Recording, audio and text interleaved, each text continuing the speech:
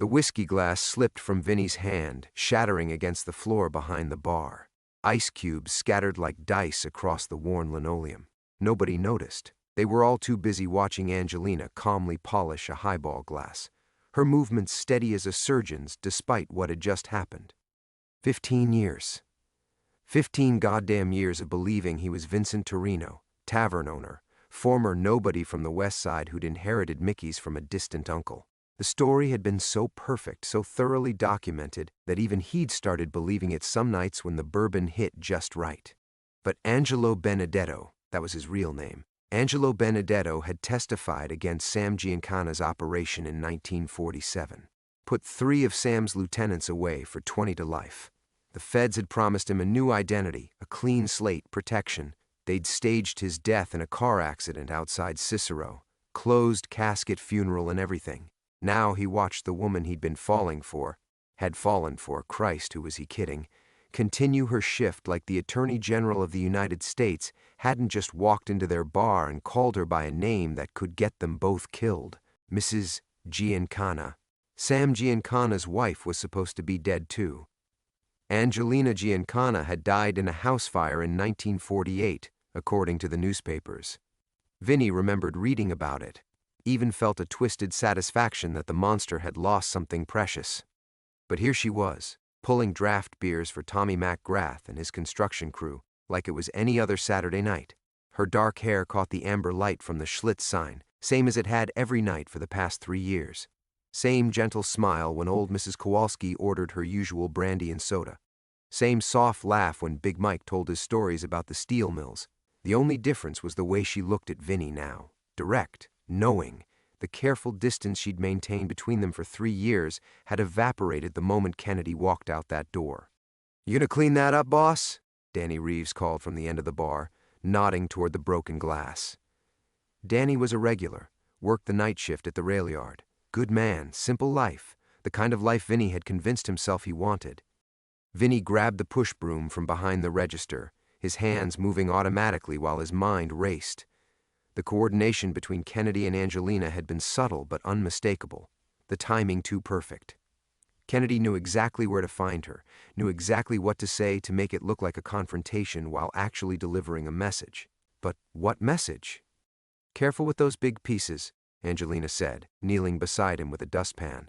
Her voice was the same honey-smooth tone he'd heard 1,000 times, but now he caught the slight accent she'd been hiding. Not Chicago South Side, something older. Italian, maybe. Northern Italian, if he had to guess. Their hands brushed as he swept glass into the pan. She didn't pull away. "We need to talk," she whispered, so low only he could hear. "I'd say so." He kept sweeping, kept his voice steady. "Seeing as how we're both supposed to be dead." She stood, dumped the glass in the trash behind the bar. When she came back, she moved closer than necessary, pretending to check the beer taps. "Not here," she said. "Too many ears. My apartment. After closing, no. Mickey's, after hours. Lock the doors, flip the sign. I'll tell you everything. Everything." 15 years of questions, and she was offering everything. The bar was starting to thin out. Saturday night crowd always peaked around 10, then dwindled as people headed home to wives and responsibilities. By midnight, it would just be the diehards and the insomniacs. By 1 a.m., just them. Vinny watched her work, really watched her, looking for tells he'd missed. The way she never quite turned her back to the room, how she always knew who was coming through the door before the bell finished ringing. The small scar above her left eyebrow that she covered with makeup. He'd assumed it was from an accident. Now he wondered what kind of accident left that particular mark. Most telling of all, she wasn't afraid. Kennedy had just blown her cover in front of a room full of South Side regulars, and she wasn't afraid. Either she was tougher than he'd imagined, or she'd been expecting this. The coordination between them suggested the latter, which meant tonight's performance had been planned, but planned by whom? And for what purpose? Sam Giancana wasn't the kind of man who let his wife fake her own death and disappear for 15 years. Unless he'd been in on it. Unless the fire, the funeral, the whole elaborate charade had been his idea. But why keep her hidden in a nobody bar on the South Side? Why let her work as a bartender, live in a studio apartment above the hardware store, Shop at Kowalski's grocery like any other neighborhood widow. Vinny finished cleaning up the glass and got back to work, muscle memory taking over while his mind churned. Whatever game Angelina had been playing, Kennedy's visit had just changed the rules. And Vincent Torino, dead man walking, was about to learn exactly how deep the grave he'd been living in really was. The bourbon burned going down, but Vinny needed something to steady his hands. 1:45 in the morning, Mickey's bar empty except for ghosts and secrets. He'd sent Danny and the last stragglers home 20 minutes ago, locked the front door, flipped the neon sign from open to closed. Now it was just him and Angelina, and 15 years of lies waiting to surface. She sat across from him in the corner booth. Their booth, though they'd never called it that. Never called it anything, really. Just the place they'd started sitting together after particularly long nights, sharing coffee in comfortable silences while she counted tips and he balanced the books. Innocent moments that had felt like stolen time. Nothing innocent about it now. "Your real name," she said quietly, "is Angelo Benedetto." Hearing it spoken aloud hit him like a punch to the solar plexus. He'd buried that name so deep he'd convinced himself it belonged to someone else. Someone who'd made different choices, trusted the wrong people, paid the price. "How long have you known?" "From the beginning." She folded her hands on the scarred wooden table. "I recognized you the first day I walked in here looking for work. You'd changed, the weight, the gray hair, different clothes. But I knew your face. The betrayal cut deeper than it should have. 3 years of careful courtship, of slowly building trust, of believing maybe he'd found something real in this manufactured life. She'd known exactly who he was while he'd fallen for a woman who didn't exist, so this was all a setup. The job application, the whole grieving widow act. No." Her voice carried genuine pain. "The grief was real, is real, just not for the husband you thought." Vinny studied her face in the dim light. The harsh fluorescent overheads were off, only the soft glow from the beer signs illuminated the booth. Red and gold washing over her features, making her look younger, vulnerable. It was an illusion. Everything about her was an illusion, but his heart didn't care. "Tell me about the fire," he said. She was quiet for so long he thought she wouldn't answer. Outside, a police siren wailed in the distance, growing fainter. The radiator clanked and wheezed, fighting Chicago's November bite. These were the sounds of his world, the small universe he'd built around Mickey's bar. Predictable, safe, all of it about to crumble. "There was a fire," she said finally, "but not at my house. Sam had a warehouse on the north side where he stored merchandise. I found out he was planning to move drugs through there. Real drugs, not just gambling and liquor. I couldn't stomach it. So, you burned it down?" "I called the police first. Anonymous tip. Then I burned it down." Her fingers traced the water rings on the table, circular stains from 15 years of drinks and conversations. "Sam knew it was me. He was going to kill me for it." Slowly, the radiator clanked again, punctuating her words. Vinny poured himself another bourbon from the bottle he'd brought to the table. His hands were steadier now, muscle memory from countless nights serving drinks to men with their own secrets, their own buried names. The feds made you a deal, or same as you. New identity, protection, clean slate. The house fire was their idea. Easier to fake one death than to keep hiding me from Sam forever.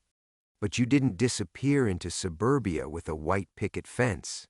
He gestured around the bar, taking in the cracked vinyl stools, the ancient cash register, the photographs of long-dead Chicago politicians. "You came here. I came here because of you." The admission hung between them like smoke. Vinny felt something shift in his chest, a loosening of a knot he'd carried for 15 years. The loneliness that came with being dead to everyone who'd ever mattered, the careful distance he'd maintained from anything that might feel like home. "The feds told me Angelo Benedetto was in Chicago. New identity, new life, but still in the city. They thought I might be safer near someone who understood what it meant to disappear." "They told you about Vincent Torino?" "They told me about Mickey's bar. Said the owner was someone I could trust if things went wrong." She looked around the room, her gaze lingering on details he'd never noticed her noticing before. The loose floorboard by the jukebox, the back exit that led to the alley, escape routes. "I came here to check you out, make sure you weren't going soft, getting careless. Instead, you asked for a job. Instead, I found something I'd given up hoping for. The confession cut through 15 years of careful emotional distance. Vinny reached across the table, covered her hand with his. Real contact. No more pretending they were just employer and employee, no more dancing around the connection that had been building since her first day. Her skin was warm, familiar. He'd imagined this moment countless times, but never like this. Never with the weight of their shared secrets, their mutual resurrection. What did Kennedy want tonight? Her hand tensed under his. To warn us that our 15 years are up.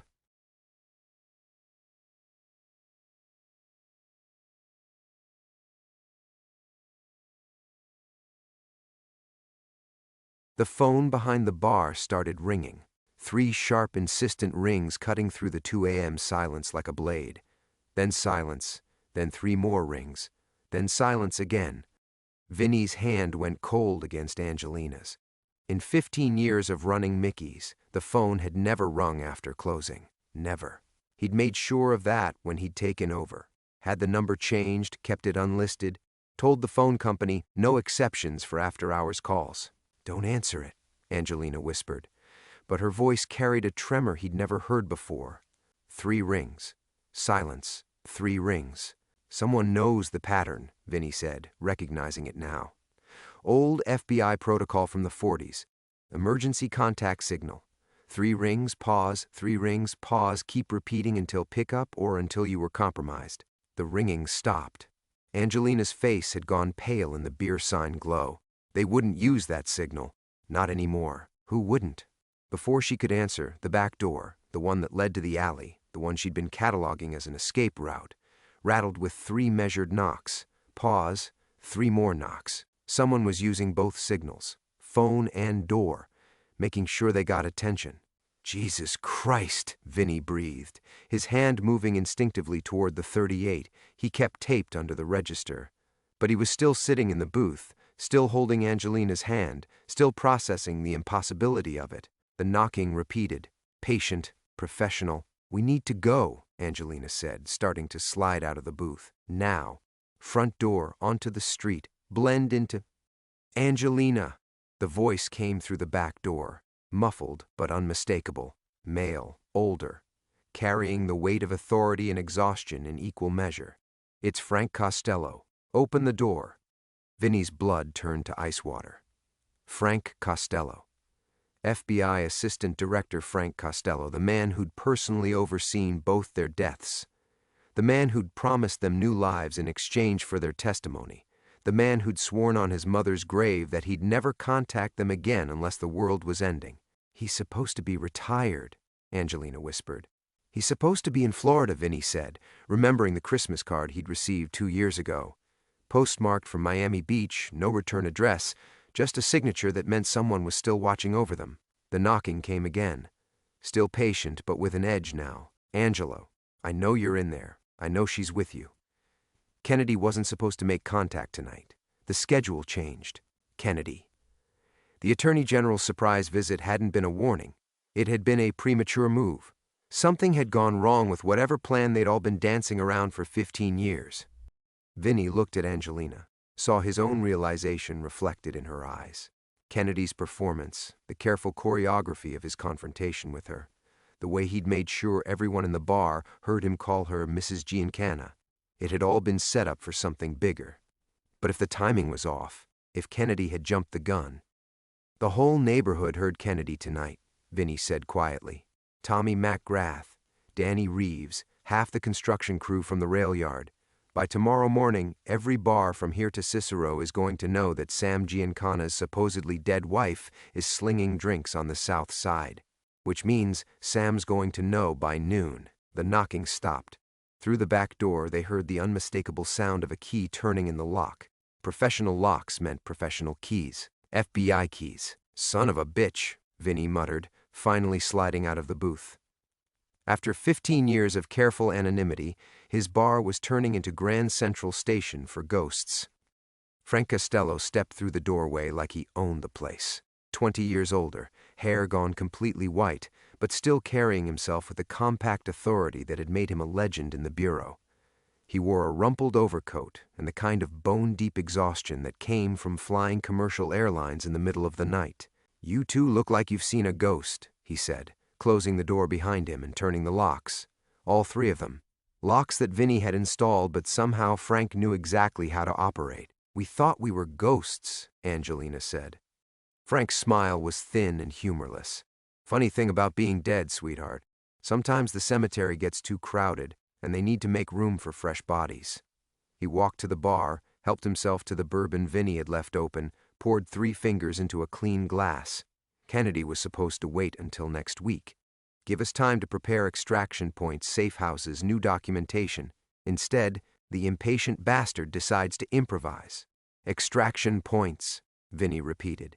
"You're moving us again." "I'm trying to keep you alive. There's a difference." Frank took a long swallow of bourbon, grimaced. "Christ, Angelo, 15 years and you still buy the cheap stuff?" The casual familiarity, the use of his real name, the criticism.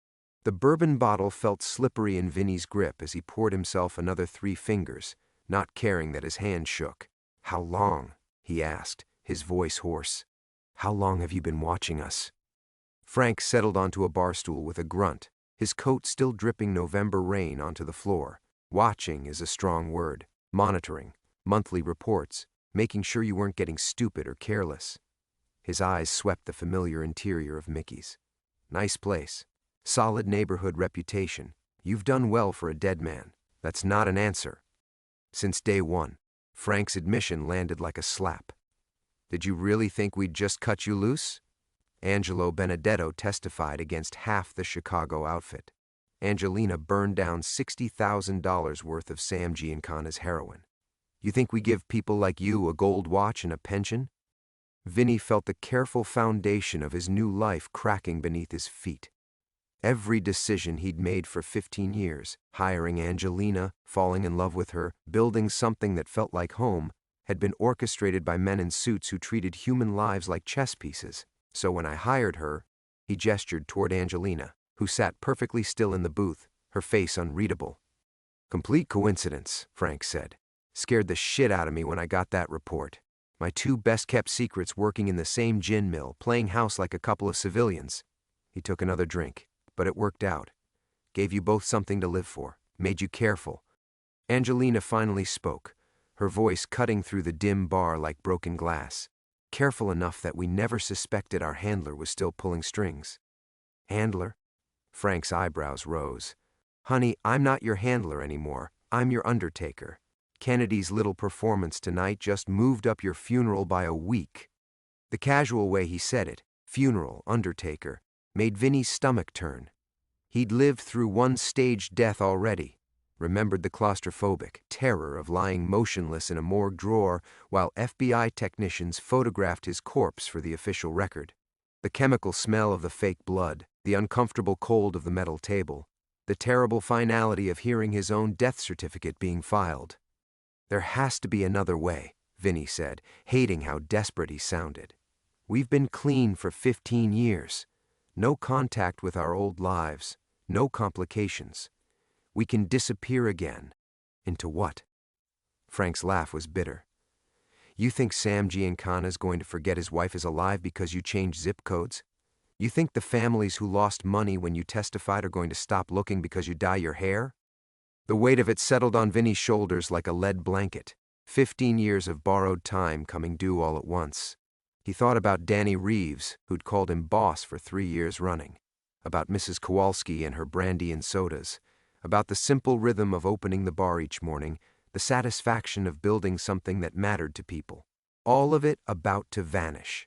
Again. "What's the timeline?" Angelina asked, and Vinny heard the resignation in her voice. She'd already accepted what he was still fighting. 48 hours, maybe less. Frank checked his watch. Gold, expensive, not government issue. Kennedy's people will leak the story to the Tribune by tomorrow afternoon. Make it look like investigative journalism instead of a coordinated operation. By Tuesday morning, every wise guy from here to Vegas will know exactly where to find you. "Why?" The question burst out of Vinny before he could stop it. "Why burn us now? We've kept our mouths shut, stayed invisible. What changed?" Frank's expression shifted. something almost like sympathy flickering across his weathered features. What changed is that Sam Giancana got sloppy, started talking to people he shouldn't talk to about things that could embarrass important people.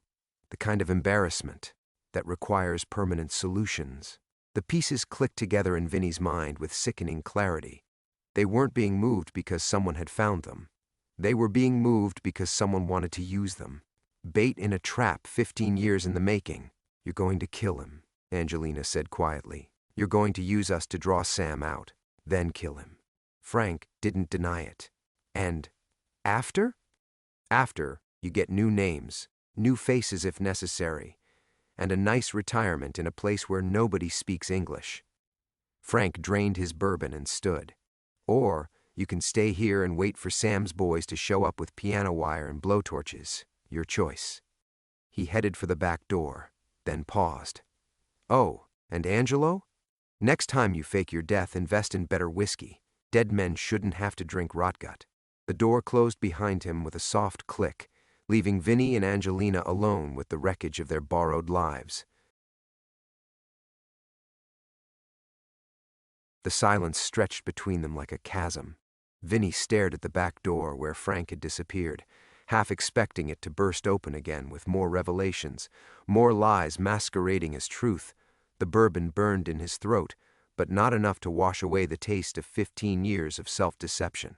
"Say something," he finally whispered. Angelina remained motionless in the booth, her hands folded on the scarred table like she was praying or confessing. "What's left to say? We've been dancing to their music this whole time, thinking we were writing our own songs." Vinny walked behind the bar, muscle memory guiding him to the familiar routine of wiping down glasses. The simple action usually calmed him, gave his hands something to do while his mind processed problems.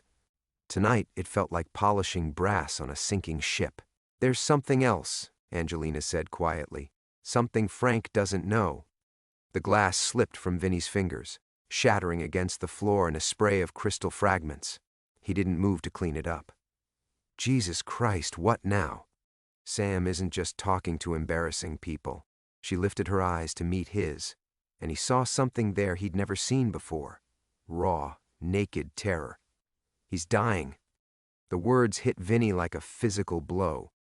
He gripped the edge of the bar to steady himself, feeling the familiar groove worn smooth by 15 years of his own nervous gestures. Dying how? Cancer. Started in his lungs, spread everywhere else. The doctors gave him 6 months. Her voice was barely above a whisper. That was 4 months ago. Vinny's mind raced through the implications. A dying mob boss with nothing left to lose. No reason to maintain the careful balance that had kept Chicago's underworld from exploding into open warfare. No incentive to protect the people he'd hurt, the secrets he'd buried. "How do you know this?" "Because I've been getting letters." The admission landed like a grenade in the quiet bar.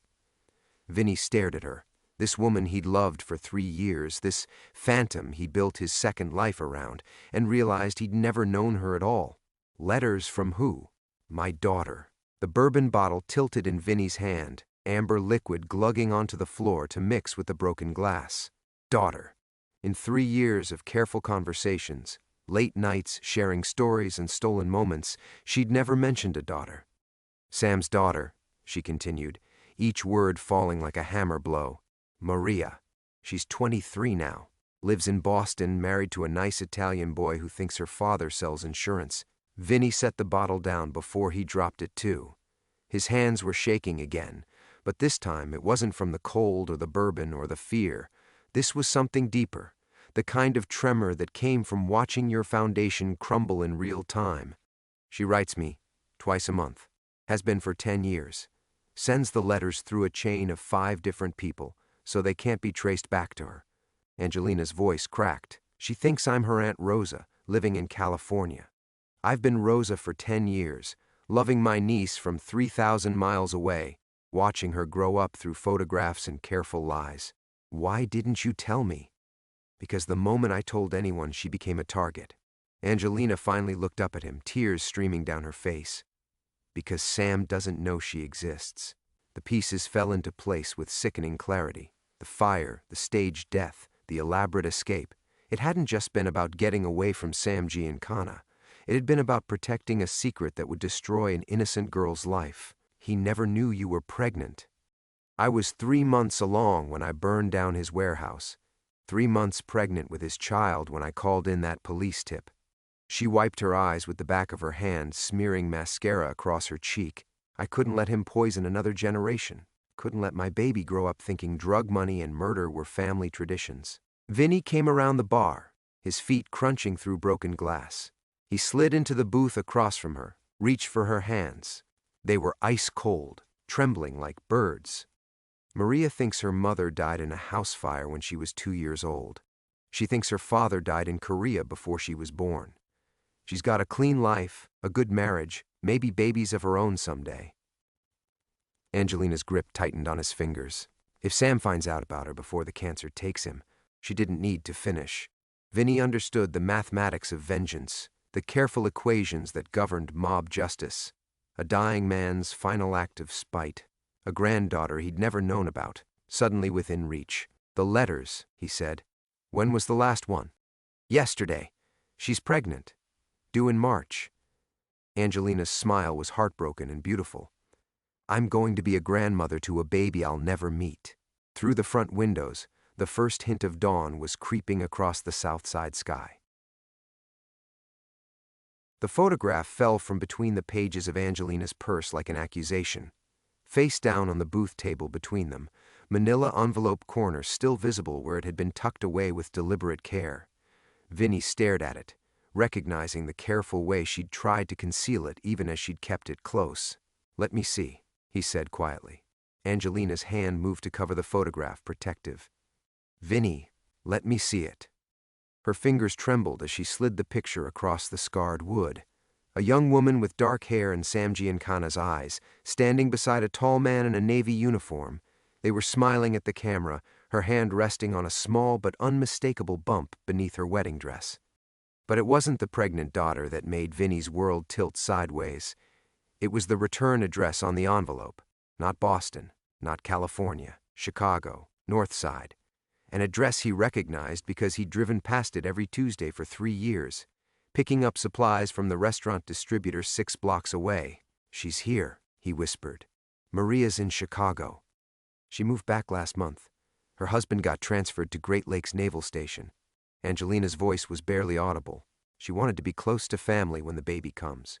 Close to the Aunt Rosa she thinks lives in California but who never seems able to visit. The enormity of it crashed over Vinny like a wave. 23 years of careful lies, and now the girl was living 20 minutes away from the father who could destroy her life with a phone call. A dying man with nothing left to lose, and his secret granddaughter practically on his doorstep. The timing, Vinny said, his voice hollow. Kennedy's move, Frank showing up tonight, Sam's cancer, none of this is coincidence. No.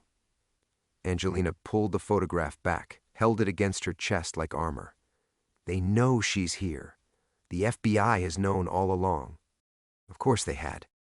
Vinny thought about Frank's monthly reports, the careful monitoring that had never really stopped. The bureau that had faked their deaths and given them new lives would have tracked every letter, every photograph, every tear-stained envelope that passed between a dead mother and her hidden daughter. They're going to use her, he said. Use Maria to force Sam into the open, or to break him completely. Angelina's smile was sharp and bitter. Nothing destroys a man like discovering he could have had something beautiful, something pure, but threw it away for blood and money. Vinny felt something cold settle in his chest as he watched her face. The grief was real, the love for her daughter unmistakable. But there was something else there now, something he'd never seen before in 3 years of shared secrets and whispered confessions. Calculation. You know where she lives, he said slowly. The exact address. Of course I do. You know her schedule, her husband's rotation, probably which grocery store she uses and what time she goes to the doctor. Angelina's silence was answer enough. Jesus Christ. The truth hit him like a physical blow. You're not just hiding from Frank and the FBI, you're hiding from me. Vinny, you've been planning this, the whole thing. Your own daughter is bait to draw out your dying husband. He slid out of the booth, backed away from her like she'd become something poisonous. How long? How long have you been setting us up?" "Since the day Kennedy announced he was going after organized crime." Her voice was steady now, the tremor of grief replaced by something harder.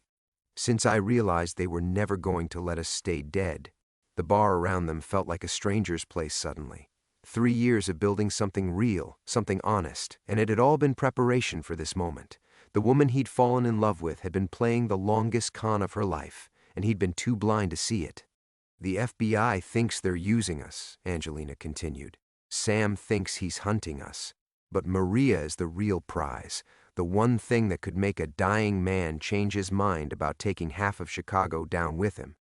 Vinny thought about all the careful lies Frank had told them, the orchestrated revelation of their continued surveillance, the way Kennedy had made his dramatic entrance exactly when the bar was full of witnesses. Even this conversation, here in the wreckage of their borrowed life, felt like another scene in a play where everyone knew their lines except him. "You're going to offer Sam a trade," he said. "His granddaughter's safety for his silence about whatever's embarrassing the Bureau." "I'm going to offer him something better." Angelina stood, slipping the photograph back into her purse with practiced care. "I'm going to give him the chance to die as a grandfather instead of a monster."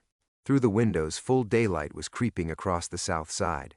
In 6 hours, Mickey's bar would open for another day of serving drinks to honest people living honest lives. But Vincent Torino wouldn't be here to pour them. The man who'd built this place, who'd loved this woman, was about to die his second death. And this time, he knew exactly who was holding the gun. The morning light filtering through Mickey's windows felt like an indictment. Vinny stood frozen beside the booth, staring at the woman who'd just confessed to orchestrating the destruction of everything he'd believed was real. The photograph of Maria had disappeared back into Angelina's purse, but its image burned behind his eyes, another innocent life about to be fed into the machinery of her revenge. "You need to understand," Angelina said, rising from the booth with the fluid grace that had captivated him 3 years ago. Now it looked practiced, calculated. "I didn't have a choice." "There's always a choice." His voice sounded foreign to his own ears, hollow and distant. "You chose to use your own daughter as bait. You chose to let me fall in love with the ghost. I chose to survive." Her eyes flashed with something dangerous. "I chose to protect Maria from a father who would have turned her into currency the moment he learned she existed. And yes, I chose to use the only advantage I had left." Vinny walked to the bar, his feet still crunching through the broken glass he'd never bothered to clean up. The familiar weight of the bourbon bottle in his hand felt different now.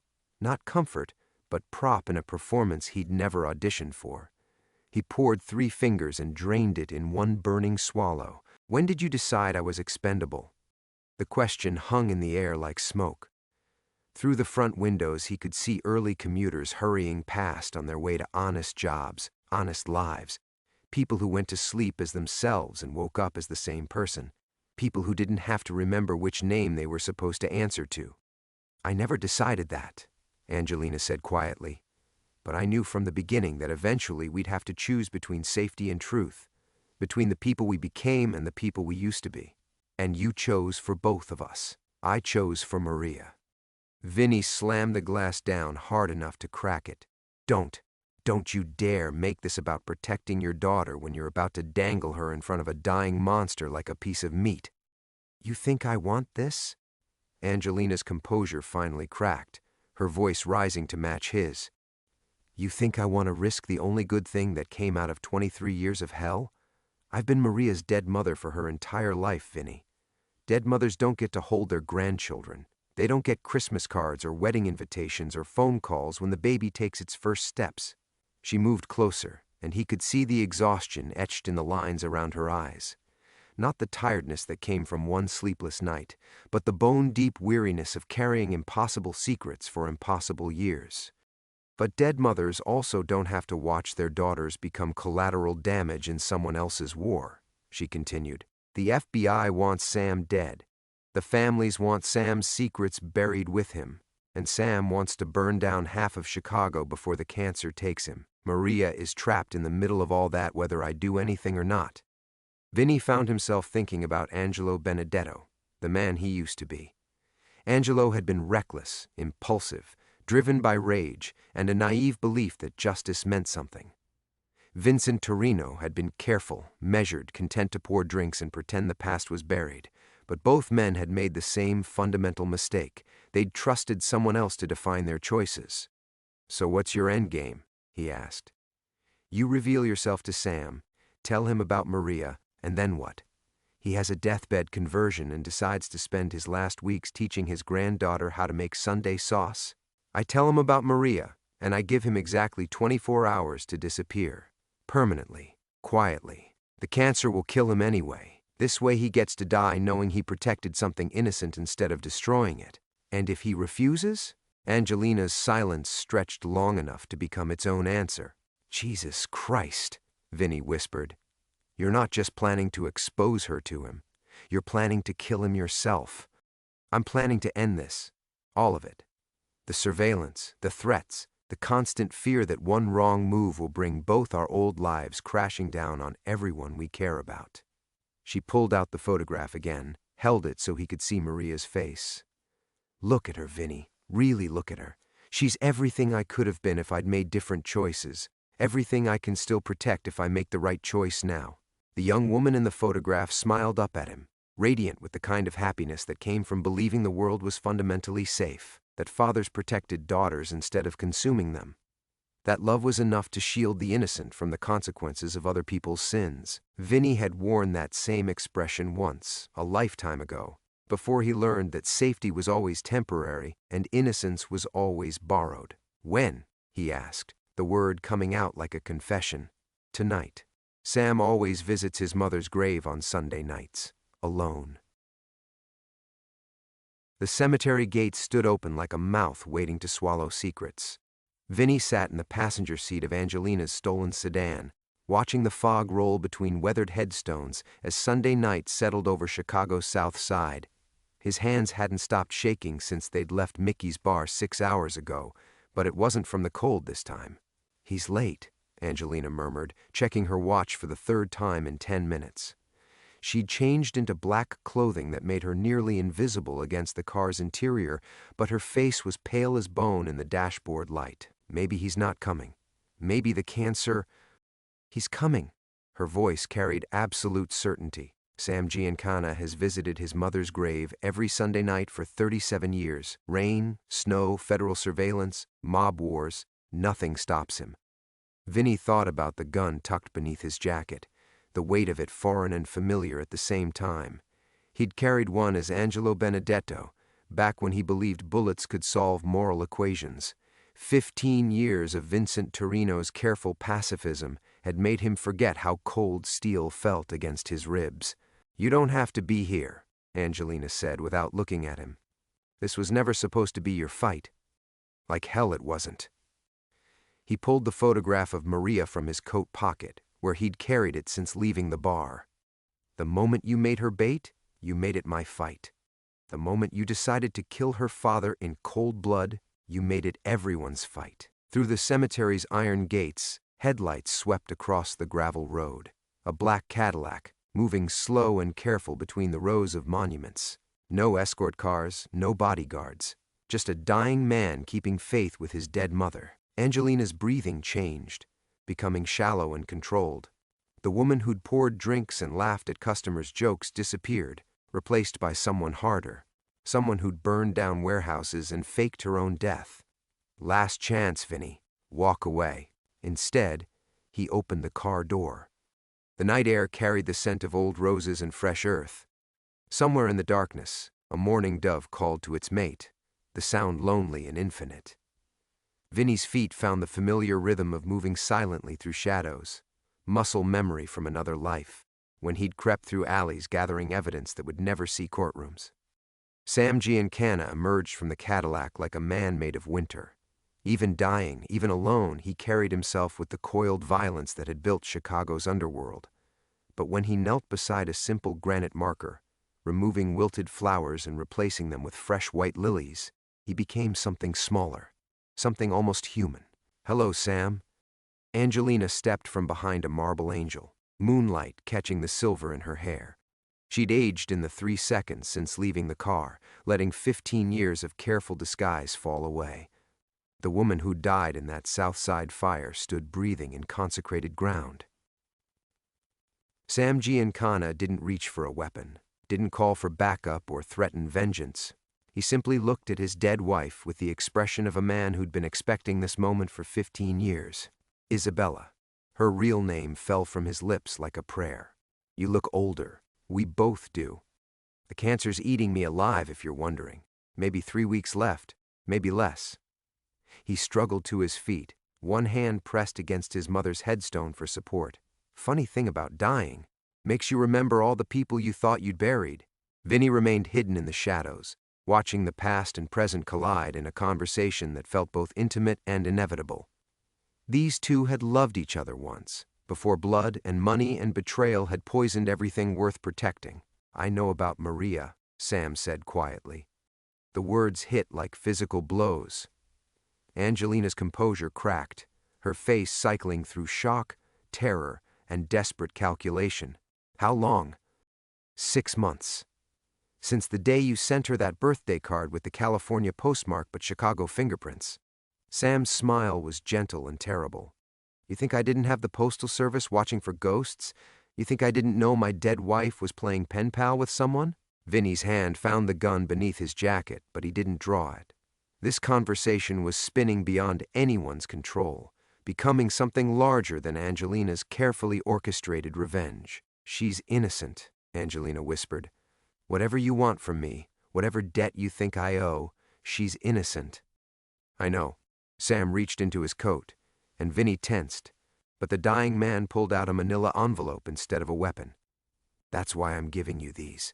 The envelope hit the ground between them like a bridge across 15 years of lies. Every FBI report, every surveillance photo, every wire transcript. Sam's voice carried the weight of absolute finality. Everything they have on both of you, and everyone else they're planning to burn when I'm dead. The truth hung in the cemetery air like smoke. This had never been about revenge or protection, or even Maria's safety. It had been about a dying man's final gift to the only person who'd ever tried to save him from himself, even when she'd failed. Angelina stared at the envelope like it might bite her. The wind picked up, scattering dead leaves across the graves and making the fresh lilies on Sam's mother's headstone dance like tiny white ghosts. Why? The word came out broken, barely audible. Sam coughed, a wet sound that belonged in hospital rooms, not cemeteries. Because I'm tired, Isabella. Tired of being the monster in everyone's story, including my own. He looked toward the shadows where Vinny waited, somehow sensing his presence. Your bartender can come out now. This conversation concerns him too. Vinny emerged from behind the marble angel, his hand still resting on the gun he'd never drawn. In the moonlight, the three of them formed a triangle of borrowed time: the dying man, the woman who'd faked her death, and the informant who'd tried to disappear. Angelo Benedetto, Sam said with something that might have been fondness. You cost me 7 good men and $3 million. I should hate you, but you don't, Vinny said, understanding flooding through him. Hard to hate a man for telling the truth, even when the truth burns down everything you've built. Sam's laugh turned into another cough. Besides, you've been protecting my wife for 3 years. That counts for something in my book. Angelina picked up the envelope with trembling hands. What do you want in return? Nothing. Everything. I want to die knowing I did one thing right. Sam turned back to his mother's grave, his voice dropping to a whisper. I want you to take Maria somewhere they'll never find her. Both of you. Use what's in that envelope to disappear properly this time. The truth of it settled over them like snow. No dramatic confrontation, no bullets or blood or revenge 15 years in the making. Just a dying man trying to save the only good thing that had ever come from his life of violence. The FBI will keep hunting us, Angelina said. Not after tomorrow. I'm meeting with Robert Kennedy at noon, giving him everything he needs to clean house, my own operations, the families, and the bureau agents who've been playing both sides. Sam's smile was sharp as winter. Amazing how cooperative a man becomes when he's got nothing left to lose. Vinny thought about Mickey's bar, about the life he'd built serving drinks to honest people. about morning coffee with Angelina and the way she hummed while counting the till. All of it had been borrowed time, he realized now, a brief intermission between the person he'd been and the person he'd have to become. What about Maria? Angelina's voice was barely a breath. What about her? She's got a husband who loves her, a baby on the way, and an aunt in California who can finally visit as much as she wants. Sam pulled out a second envelope, smaller than the first. College fund, wedding present. Whatever she needs, the money's clean, I made sure of that. For the first time in 15 years, Angelina began to cry, not the careful tears of someone playing a role, but the ugly, broken sobs of a woman who'd carried impossible weight for too long. Sam stepped toward her, then stopped, as if remembering the gulf of blood between them. "I'm sorry," he said simply, "for all of it, for making you choose between love and survival, for making our daughter grow up believing her mother was dead, for being the kind of man who couldn't protect the things that mattered most." Vinny watched the woman he loved, had thought he loved, fold in on herself like origami made of grief. The careful architecture of her revenge collapsed, leaving only exhaustion and relief and the terrible freedom that came with the end of all pretenses. "It's over?" she asked. "It's over." They left Sam Giancana kneeling beside his mother's grave, 3 white lilies bright against the dark earth. By morning, the newspapers would report that the notorious mob boss had suffered a heart attack during the night. A peaceful end, all things considered. 6 months later, Vincent Torino died quietly in a hospital in Portland, Oregon. Natural causes, the death certificate read. His wife Isabella was inconsolable at the funeral, though the grief seemed mixed with something lighter, something that looked almost like hope. The house they bought overlooking the Pacific was small but comfortable, with a garden where Isabella grew tomatoes and a workshop where Vincent built furniture for the daughter who visited every Christmas with her growing family. They told people they were retired, had worked in restaurants back in Chicago. Simple people with simple histories, the kind neighbors forgot as soon as they moved away. Some evenings, when the fog rolled in from the ocean, they sat on their porch and remembered the weight of secrets. But mostly they talked about tomorrow's weather, about whether the tomatoes needed watering, about all the beautiful ordinary things that filled the spaces between one breath and the next. The past, they'd learned, was a country you could finally choose to leave.